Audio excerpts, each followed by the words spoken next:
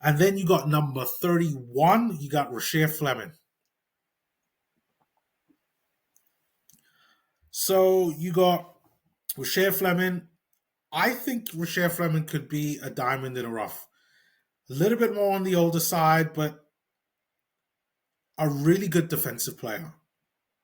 Like I watched several videos on yeah, Rasheer Fleming, and I have a quote from his coach back in college, Billy Lange, who said that, and I'm paraphrasing. He has an appetite for learning and mastering things is insatiable. If you got a player like that in your team, they're going to be a success either way. That's what you want. You want a player being hungry to learn.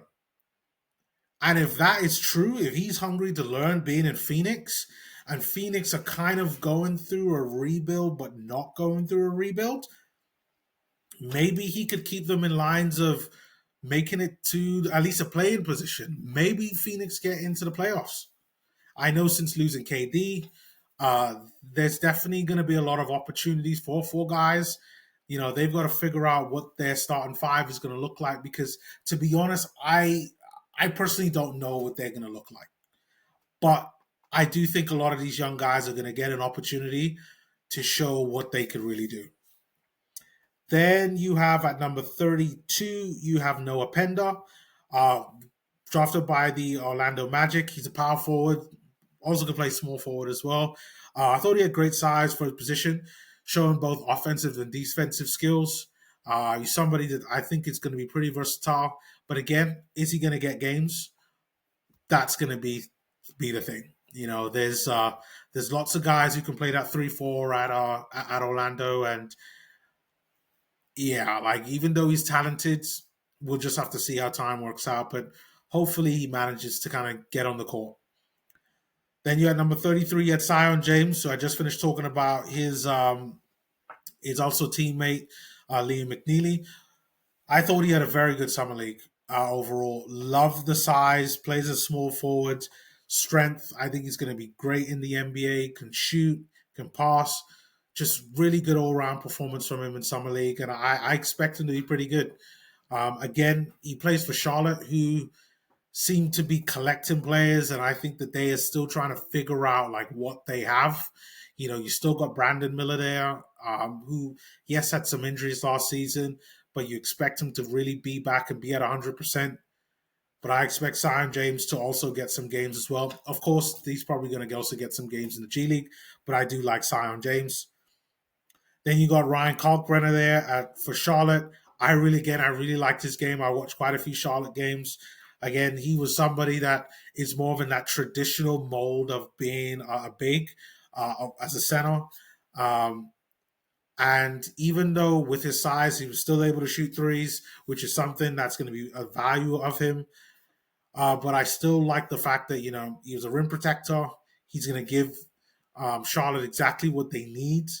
You know, they already got rid of Mark Williams and they need a center, and Ryan Kalkbrenner is going to be that guy for them. Is he going to start for Charlotte? Is going to be the interesting one. Hopefully, yes, but at the very least, he's going to be in the rotation. I definitely expect that.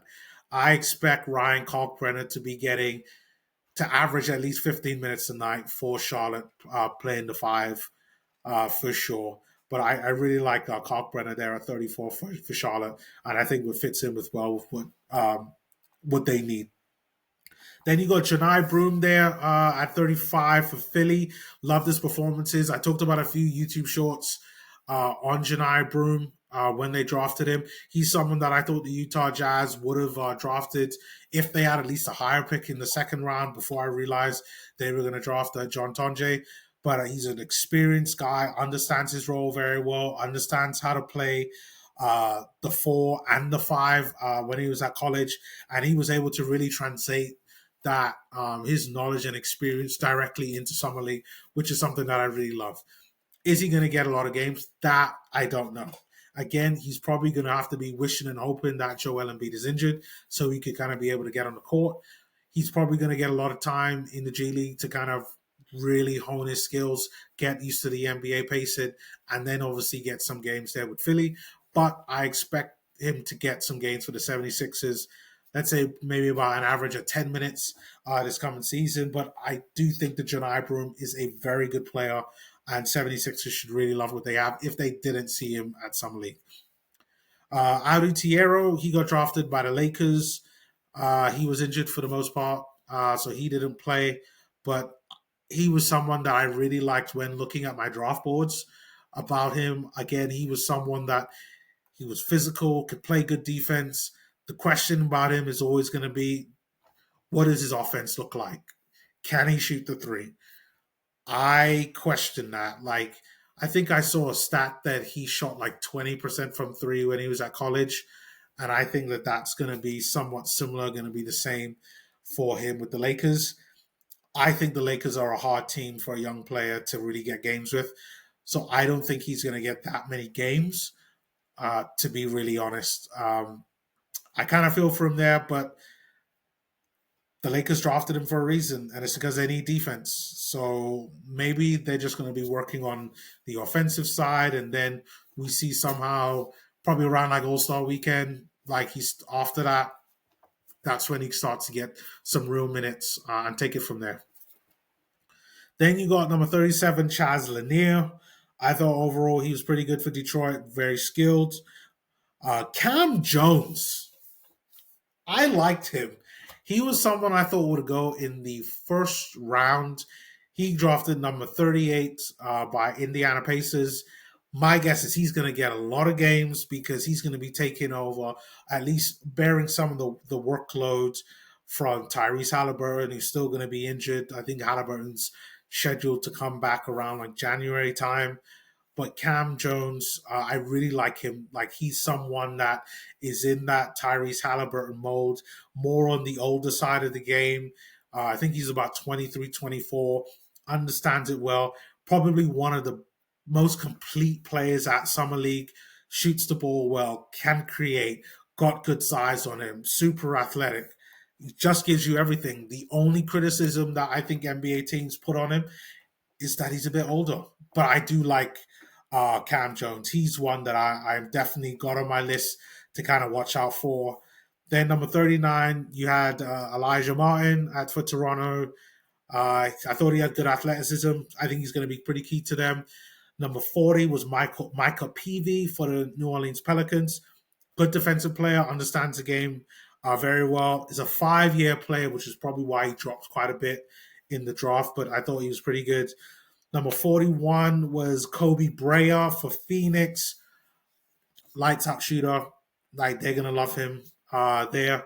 42 was Maxim Reynaud. Surprised he dropped that low, but he's gone to Sacramento, and Sacramento need a big, like a Maxim Reynaud. And I think he's going to get a lot of games there. I think he's a good all-round center. He good rim protector, shoots the ball very nicely. It is really exactly what you would want. So I like him there. Now you got Jameer Watkins. I really like what he showed for Washington. He got drafted at number 43. He's a shooting guard out there. I thought he had a great engine on him. Two-way player, never stopped Jameer Watkins. Loved what he was able to do at Summer League. I'll be looking forward to see how he does. Again, he's with Washington, who, oh man, like, they just have too many players that they drafted. Like it's too much, too many young players, and not all of these guys are going to get a lot of games. And it's probably going to be like the Hunger Games there, where it's like survival of the fittest, and hopefully they can be able to carve out their kind of starting five and then their backup five, and then it's really about who's fighting for those last two positions. But it's going to be interesting. I believe Jameer Watkins has a two-way deal, but I'm not entirely sure on that off the top of my head. Then you got number 44, someone that I really like looking at, and I think they did it again. Drafted by OKC, he's a shooting guard that they drafted at number 44, and that's Brooks Barnhizer. Great all-round performance from him. I think he's the hidden gem out the whole of this draft. It's another OKC masterclass, and every team needs to be looking at who OKC drafts because they always manage to get it right. That's the one thing I'll say about OKC. They get it right when they draft. Guys that they draft just end up turning out really well, or they just manage to find a lot of hidden gems. And I think that Brooks Barnheiser is a hidden gem. Guys that similar to like Josh Hart, Alex Caruso, guys that give you both offense and defense. This is what you want, and I'm going to be looking forward to him. I don't think he's going to get a lot of games time for the obvious. It's OKC, the defending champs. It's just not going to happen. It's just not going to happen. He's going to get a lot of G League time that I expect to see, but he's not going to get a lot of minutes. But still, if teams could trade for him after seeing G League performances, then maybe we'll see some more game time from him. But I don't expect to see him get that much game time for OKC. Then number 45, you got Rocco Zarkowski from Australia, drafted by the Chicago Bulls. Definitely a project player. 7'3" off the top of my head, I believe. He's an over 7-footer. Probably going to be a good rim protector for them. I think the Chicago Bulls fans have been crying out for a proper center, a five, a proper big, and he's someone that kind of gives you that. Not really athletic, but I think he'd be a good rim protector there. But definitely more of a project player. I got Amari Williams from the UK. There we go, Amari. Got drafted by Boston. He's a versatile 7-footer. Again, Boston are. I don't know what to say about Boston. I think they're a little bit in flux because of the injuries and the fact that they've kind of had to break up their team. So I think there's lots of opportunity, but who are you going to start? That's going to be the thing. I do expect some of these guys to get lots of minutes. See what the Celtics have, and then maybe in the off season, kind of take it from there. But Amari Williams, well, we're going to have to see over there. Then number 47, you've got with the Milwaukee Bucks, and I'm trying not to butcher his first name. We've got Bogol Jabmarkovic. He's not gone back overseas. He played in summer league for a bit. I thought he was pretty decent, not very athletic, but he's gone back overseas in order to develop. But maybe Milwaukee Bucks might do something with him in the future. We'll just have to see on that. Then you got Javon Small. There, he's a point guard, number 48. Memphis drafted him. I thought he was average overall. I think nothing really to speak of. You got Tyrese Proctor. He's someone that I looked at. I drafted at number 49 for the Cleveland Cavaliers. I thought he had a good all-round performance. Again, Cleveland are really going for it this season. Again, they were unfortunate to have lots of injuries. But he's Tyrese Proctor, an experienced guy. Hopefully, he manages to get games. Not sure if he will, but nevertheless, we'll see. Kobe Saunders at number 50, shooting guard for the LA Clippers. Really good 3-point shooter. I thought he had a good summer league, good all round performance. Again, Clippers need players, so hopefully he'll get games because we don't know what kind of sanctions the Clippers are going to get. So a lot of the guys that the Clippers drafted, my guess is that they probably are going to have to hold on and to see what they could really do because my guess is that they're going to get punished, but I'll save that Kawhi stuff for another time. Then you got number 51, Mohamed Diawara, played for the New York Knicks. He actually just signed his deal with the New York Knicks, even though he was drafted so earlier on. I think he's got lots of potential, got great size on him. Summer League performance, in my opinion, was okay. But I know lots of New York Knicks fans are looking forward to him, and I hope he does manage to get games. They got a new coach in, and a lot of those young guys, even some of the guys from last year, guys like Tyler Kolek, I would have expected to get games, but just didn't. So hopefully, a lot of their young guys can get some games. You got Alex Tui there, power forward at number 52, got drafted by the Golden State Warriors. Solid player, not that athletic. Saw him play against the Utah Jazz in Summer League. Had a really good spin move against Kyle Filipowski, which was kind of unfortunate. But I thought he was okay. But we'll have to see if he manages to get games for Golden State. They are obviously trying to one last kind of shout to go up and win a championship. Steph Curry's not getting any younger. Neither is Draymond. Neither is any of their other players. And Yeah, and they brought in Jimmy Butler last season. They are kind of on their last few seasons to go because in the next couple of years, that could be it for Steph, Draymond, and for Jimmy Butler. Or maybe Jimmy might not even retire. Then maybe he might stay to kind of help keep the load up. And yeah, but Golden State, Alex Tui, we'll have to see. They've got tons of guys there who can play that power forward position. So we'll have to see how that he does. Then number 53, the Utah Jazz draft John Tonje, small forward. Again, I thought he had a decent performance. It took a while for him to get signed. I expect him to mainly be a G League player for the most part. I'm sure he's going to get opportunity to play for the Utah Jazz in the starting five at some point. But my guess is that that's probably going to be after the All Star break in the second half of the season. But we'll just have to see how all of that turns out. Then number 54, you got Taylor Peter.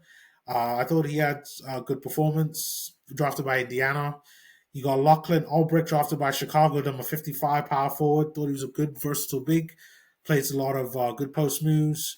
You got Will Richard there, shooting guard there at number 56 for the Golden State Warriors. I thought he had a good 3 point shooting games. Uh, then number 57, you got Max Shulga there at Boston. I thought he had a decent performance, good combo guard for his size. I thought he had some up and down games playing for Boston. I saw how he was playing there with Kenny Lofton Jr. there for Boston in Summer League. But I do like him. Then number 58, you had Salou Nang for Cleveland. I thought he didn't get a lot of opportunity at Summer League, but at EuroLeague he was really good, and I put lots of content out about that. And then finally at number 59, you had Jermaine Meshack for Memphis.